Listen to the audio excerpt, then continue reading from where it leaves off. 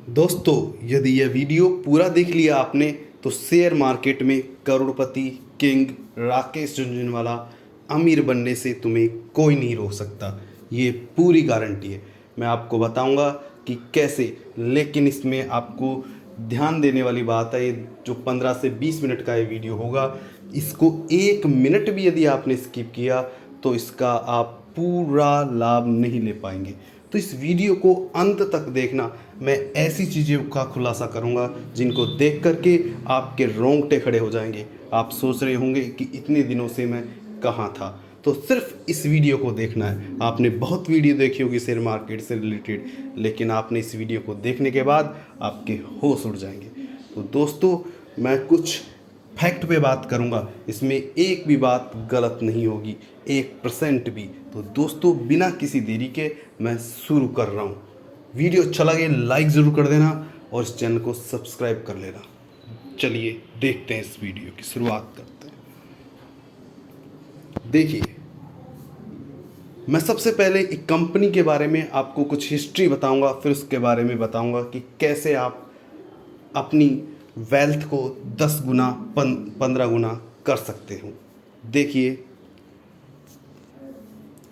सबसे पहले मैं बात कर रहा हूँ जिस कंपनी की, वो है HUL, हिंदुस्तान यूनिलीवर लिमिटेड।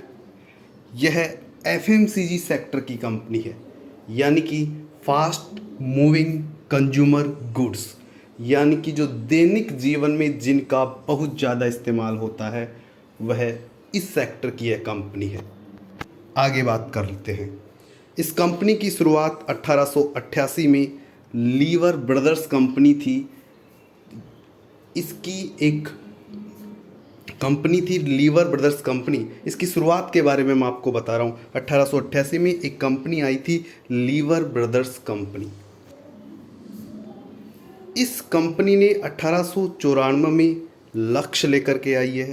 जो लक्ष्य साबुन आप देखते हो, लाइफबॉय साबुन लेकर के आई थी, जिसका आपने खूब इस्तेमाल किया बचपन में। पियर्स साबुन लेकर के आई थी, विम डिशवार जो आप बर्तन धोने में काम में लेते हो। ये कंपनी 1894 में आपके लिए मार्केट में लेकर आई थी। और 1930 में मार्जरीन बोलते हैं नकली घी, जिसे हम डालडा भी कह सकते हैं, बनाने वाली कंपनी मार्जिन यूनी। और ब्रिटेन की एक साबुन बनाने वाली कंपनी, जिसके बारे में हमने अभी बात करी, लीवर ब्रदर्स कंपनी। दोनों ने आपस में मिलकर के एक कंपनी बनाई, यूनिलीवर लिमिटेड। मैं बहुत ही आसान भाषा में बताऊंगा। कोई जो एक नॉर्मल आदमी, एक सामान्य आदमी जिसको शेयर मार्केट की ABCD या किसी कंपनी की भी ABCD नहीं पता हो, मैं उसके बारे में आपको एक एक चीज़ बड़े ही आसान भाषा में बताऊंगा। किसी भी कठिन शब्दावली का प्रयोग यहाँ पे मैं नहीं करूँगा। तो यूनिलीवर लिमिटेड कंपनी, इन दोनों कंपनियों को मिलाकर बनाया गया। चलिए आगे जानते हैं।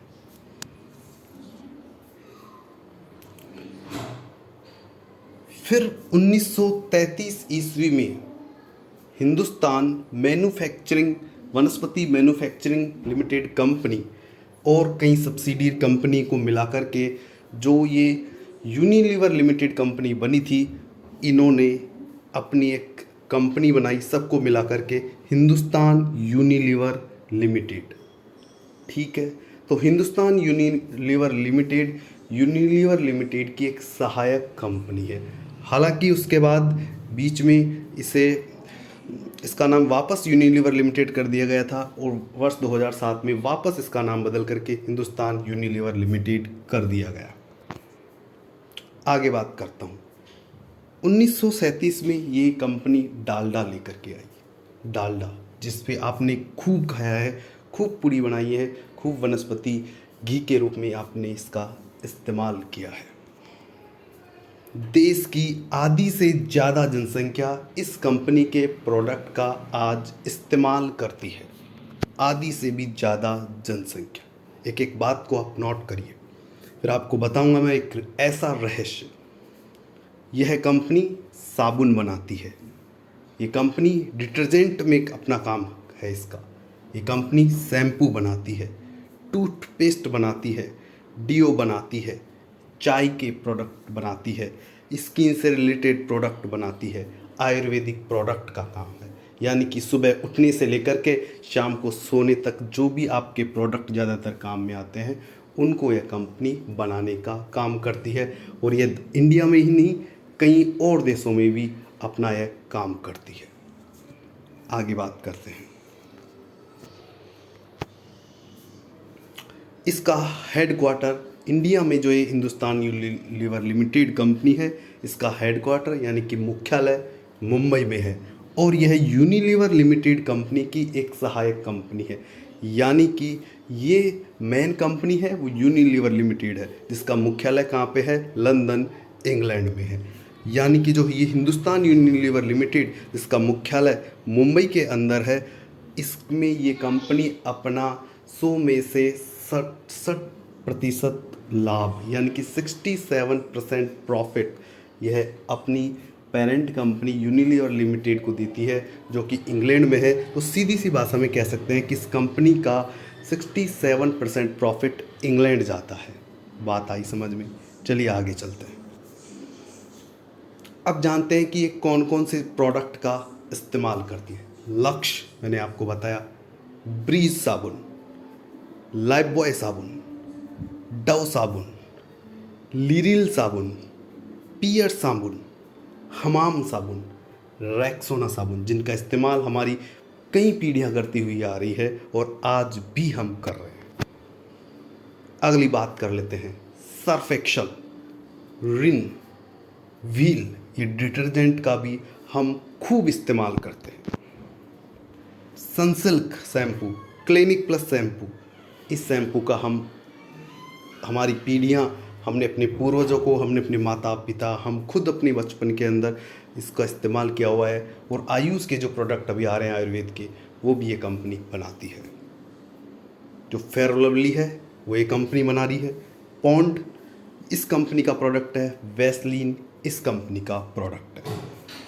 तो देखिए, आप देख सकते हैं कितने सारे प्रोडक्ट में ये कंपनी छाई हुई है। और ये देश ही नहीं, अपने इंडिया में विदेश में भी इस कंपनी का बहुत तगड़ा कारोबार है। यह पेप्सोडेंट बनाती है, यह क्लोजअप बनाती है। यह जो लैक्मी का प्रोडक्ट है, जो आप फैशन में अपने स्किन के लिए काम में लेते हैं, वह बनाती है। लिप्टन की चाय, आप लेमन टी, ग्रीन टी वगैरह पीते हैं, लिप्टन की चाय भी इसी कंपनी का प्रोडक्ट है। जो किसान का केचप आप इस्तेमाल करते हैं, वो भी इस कंपनी का प्रोडक्ट है। अब आप देख सकते हैं ये कंपनी कितनी मजबूत है। अब जरा जानते हैं, अब एक एक बात को आप सोचिए, मैं ये सब बातें क्यों बता रहा हूँ आपको? मैं इसलिए बता रहा हूँ, जब आपको मैं निष्कर्ष बताऊँगा तब आपके होश उड़ जाएंगे इसकी कंपनी के बारे में, कि मैं यदि पैसा इस कंपनी में लगाता तो इस कंपनी में कितना क्या हो जाता। अब देखेंगे आप। चलिए आगे चलते हैं, इस बात को शुरुआत करते हैं। देखिए, जो इस कंपनी का मार्केट कैप का मतलब होता है कि इस कंपनी के पास कितनी पूंजी है, कितना पैसा है। इसके कंपनी के पास है 5,65,000 लाख करोड़ रुपए। आप अंदाज़ा नहीं लगा सकते, मोटा मोटी तौर पर 6.25 लाख करोड़ रुपए इस कंपनी के पास पूंजी है, कैपिटल है। आगे चलते हैं, इससे आप अंदाज़ा लगा सकते हैं इस कंपनी की वैल्यू क्या है। अगला बात करते हैं, इस कंपनी में जो यूनिलीवर कंपनी है लिमिटेड है, इस कंपनी के 60 से 70% शेयर इस कंपनी में है। जो ये कंपनी जो कम या ज़्यादा होते रहते हैं बीच बीच में, लेकिन जो शेयर परसेंटेज रहता है वो 60 से 70% के बीच में है। अब आप सोच सकते हैं कि इस कंपनी में इतना पैसा, तो 60 से 70% तो इसकी पेरेंट कंपनी यूनिलीवर लिमिटेड का लगा हुआ है। आगे चलते हैं, इसमें से 10 से 15% निवेश FII ने किया हुआ है। FII आप ज़्यादा नहीं समझिए, मैं मोटा मोटी तौर पर बता रहा हूँ। आप इन शब्दों का काफ़ी आपने पहले भी सुना होगा नाम, लेकिन मैं सिंपल भाषा में बताऊँगा। विदेशी जो बड़े बड़े जो फंड हाउस हैं, यानी कि जो विदेशी जो मोटा पैसा है, जो मार्केट में पैसा लगाते हैं, जो इनको अच्छी समझ है, जो पैसा जानते हैं इस कंपनी की ग्रोथ होगी नहीं होगी क्या होगी, उन्होंने भी 10 से 15% पैसा इस कंपनी में लगाया हुआ है। अगला है DII। जो DII है मतलब यानी कि जो इंडिया के हैं, जो इंडिया के यानी कि अपने देसी जो बड़े बड़े फंड हाउस हैं, म्यूचुअल फंड हैं, इंश्योरेंस कंपनियां हैं, बैंक है, उन्होंने भी इस कंपनी में 5 से 10% हिस्सा लगाया हुआ है। और जो आम पब्लिक या आप या मेरे जैसे हैं, उनके लिए इस कंपनी ने 10 से 15% शेयर इस कंपनी ने छोड़ रखे हैं।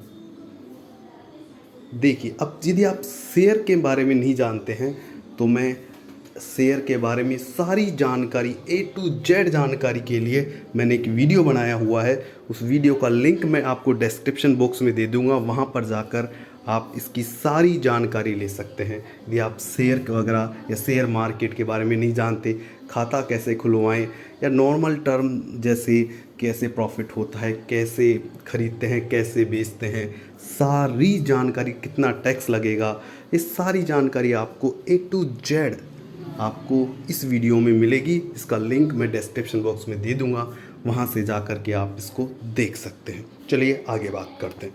मैं यहाँ पे बिल्कुल क्लियर, बहुत ही अच्छी भाषा में आपको समझाऊंगा, और वो वीडियो भी मैंने बहुत ही आसान भाषा में बनाया है, ताकि मैंने उस वीडियो का जिक्र इसलिए किया ताकि मैं यहाँ पे शेयर की बात कर रहा हूँ तो कई लोग नहीं समझते, तो शेयर मार्केट क्या है कि नाम से ही घबरा जाते हैं, तो उसको देख उसके लिए मैंने वो वीडियो आपके लिए रिकमेंड किया है। चलिए आगे चलते हैं, अगली बात कर लेते हैं। अब है असली खेल इस कंपनी का।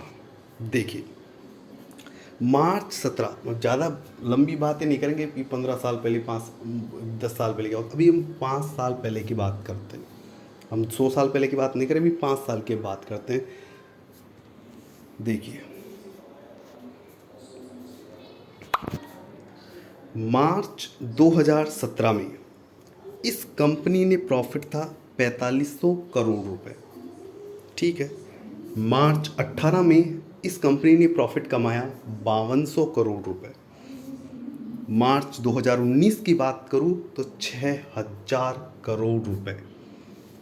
मार्च 2020 में 6700 करोड़ रुपए, और मार्च 2021 का डाटा देखूं तो 8000 करोड़ रुपए। अब आप देख सकते हैं कि कंपनी पिछले 5 सालों से 5 सालों में इसका जो प्रॉफिट है उसका ग्राफ कैसे आ रहा है। और ये कंपनी तो 100 साल पुरानी है, तब से ये कंपनी कितनी नेट प्रॉफिट कमा रही होगी ये आप देख सकते हैं। मैंने तो सिर्फ 5 साल का डेटा आपको बताया है। चलिए, इससे आप देख सकते हैं कि इस कंपनी की वैल्यू क्या है। मेन चीज़ किसी भी कंपनी का, किसी भी बिजनेस का आधार क्या होता है, प्रॉफिट। यदि प्रॉफिट आप 5 साल का आप देख लीजिए किस तरह से 4500, 5200, 6000, 6700, 8000, हर साल 1000 रुपये करोड़ के आसपास ये वृद्धि हो रही है, देख सकते हैं। अगला आप देखिए, अगला है डिविडेंड।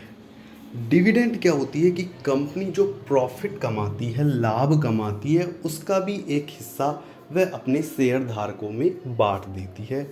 जिसके भी पास इस कंपनी के शेयर होते हैं उनको वह एक निश्चित प्रतिशत बांट देती है। इस कंपनी की HUL कंपनी की बात करूं तो यह साल में 1 से 2% है, और यदि आपने बहुत पहले शेयर खरीदे होते तो यह 10 से 15% भी हो जाता। कैसे, मैं इस वीडियो को बाद अभी थोड़ी देर आगे बताऊंगा मैं आपको।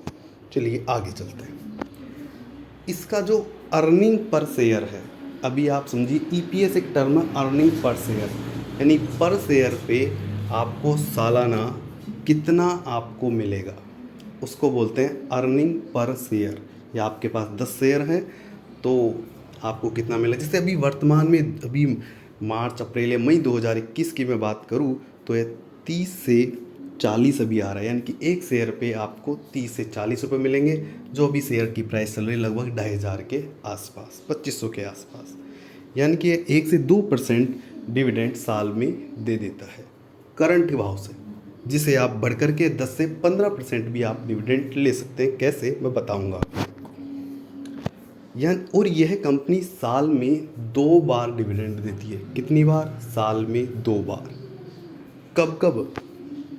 जून जुलाई के महीने में लगभग पहला डिविडेंड आता है, और दूसरा आता है अक्टूबर या नवंबर महीने में। और ऐसा नहीं है कि अभी देरी है, पिछले यदि 10 सालों का यदि मैं रिकॉर्ड उठाऊं तो हर साल कंपनी ने हर साल डिविडेंड दिया है, वो भी 2-2 बार। चाहे कोरोना का क्राइसिस ही क्यों ना हो, इस कोरोना क्राइसिस में भी इस कंपनी ने डिविडेंड दिया है। तो आप देख सकते हैं ये कंपनी एक कंसिस्टेंट, एक लगातार, ऐसे नहीं कि इस साल कमा लिया अगले साल नहीं कमाया, 2-3 सालों से कर रही है, ऐसा कुछ नहीं है। बहुत पुरानी कंपनी है, बहुत अच्छी ग्रोथ है। और दूसरी चीज़ क्या है कि हर साल एक कंटिन्यू लगातार अपना प्रदर्शन कर रही है। मैंने सिर्फ आपको मैं 10 साल का डेटा के आधार पर कह रहा हूँ आपसे, पिछला डेटा तो और भी अच्छा होगा, लेकिन मैं सिर्फ 10 साल के आधार पर आपको बता रहा हूँ। अभी की बात कर रहा हूँ मैं, पुरानी बात नहीं कर रहा हूँ कि फलाना कंपनी के शेयर 30 साल पहले आपने 100 रुपये में खरीदे थे, आज वो 50,000 के हो गए। नहीं, मैं ऐसी बात नहीं कर रहा हूँ, मैं सिर्फ करंट सिनेरियो की बात कर रहा हूँ। आगे चलते हैं। अब इस सेक्टर की और कौन कौन सी कंपनियां हैं? इस सेक्टर की कंपनी है डाबर।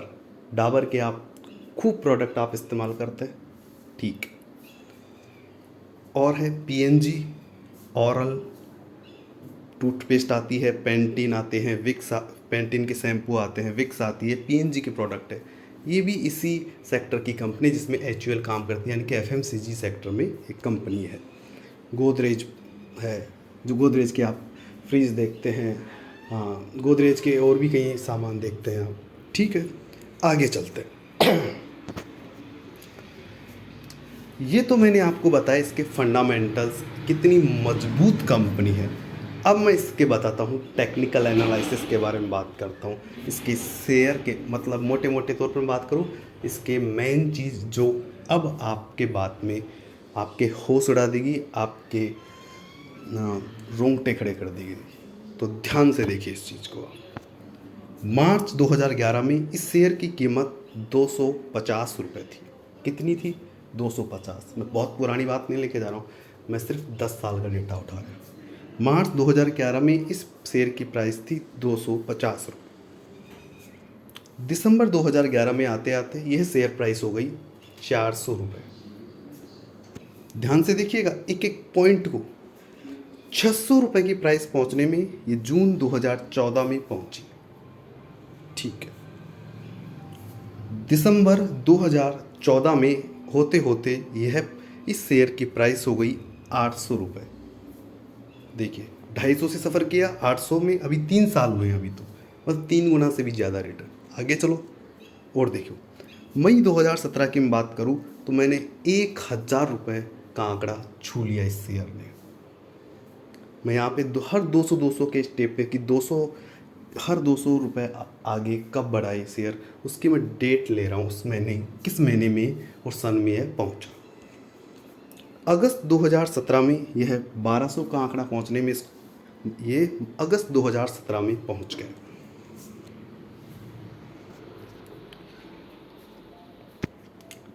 मार्च 2018 में यह 1400 रुपये हो गया। जून 2018 में यह 1600 हो गया।